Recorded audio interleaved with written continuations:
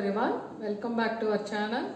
Those who have not subscribed to our channel, subscribe now so that you will receive the everyday updates. Today is the continuation of the embryology class, development of the suprarenal gland. We have already seen the development of the pituitary and thyroid gland in the previous classes. Now we will see the development of the suprarenal gland. Suprarenal gland is an interesting and important topic as it develops from two different sources, cortex and medulla. Cortex is derived from the mesoderm and medulla from the neural crest cells. So this development of suprarenal gland starts by the second month of the intraembryonic life. Now we will see the development. First the cortex. For the cortex you have to now remember the coelomic cavity development. So this is the coelomic cavity and this is the developing intestines and this is the dorsal mesentery. So in the coelomic walls two ridges appear. These two ridges are the suprarenal ridge and this is the mesonephric ridge or the renal ridge. So here is the kidney development. The suprarenal ridge is lying in between the dorsal mesentery and the renal ridge. It is the suprarenal ridge is situated at the level of 6th thoracic to the 12th thoracic vertebra. This ridge is formed by the thickening of the mesothelial cells of the coelomic cavity.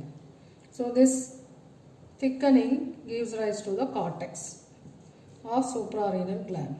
Now we will come back to the medulla of the suprarenal gland. So this is the ectoderm. You have to remember this is the ectoderm and this is the neurectoderm. This green color is the neurectoderm which gives rise to the neural tube. So you refresh our neurulation class. So this is the neural tube. When this neural tube is formed, on either side of the neural tube, neural crest cells are formed. So this neurectoderm gives rise to the neural crest cells. This neural crest cells divides into dorsal mass and ventral mass. So this is the dorsal mass and this is the ventral mass. So this dorsal mass will give rise to the dorsal root ganglia of the spinal nerves and also to the sensory ganglia of the cranial nerves. This ventral mass will give rise to the parasympathetic ganglia of cranial nerves and it will be totally called as the sympathochromaffin organs. So this sympathochromaffin organs is derived from the ventral mass, as if like a syncytium it is formed in the beginning. So from this sympathochromaffin organs the medulla is developing. So this medulla you have to remember in the diagram, this is all green color, that is from the neural crest cells. Cortex is from the mesoderm, that is in the blue color. So by this time the suprarenal ridge has developed a capsule. Now this is invaded by the mesonephric artery which is from the developing kidneys. So this mesonephric arteries invade this so that the sinusoids are formed in the medulla and also in the cortex when they invade.